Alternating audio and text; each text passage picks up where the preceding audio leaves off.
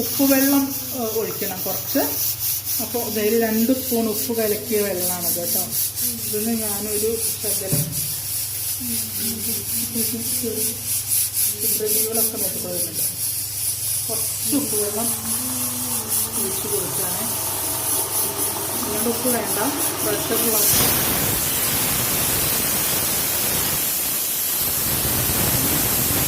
ഒന്ന് നല്ലോണം ഉപ്പൊക്കെ പിടിച്ച് പഴയ ലെവലിൽ നമ്മൾ പതുക്കെ ഇങ്ങനെ ഇളക്കി കൊടുത്തെടുക്കാം. ഓക്കെ, അപ്പോൾ ഒരു ഷോർട്ട് ഫ്രൈ ഇതാ. ഇതിപ്പോൾ നമ്മളുടെ കണ്ടോ ഇങ്ങനത്തെ ശബ്ദം ആയി.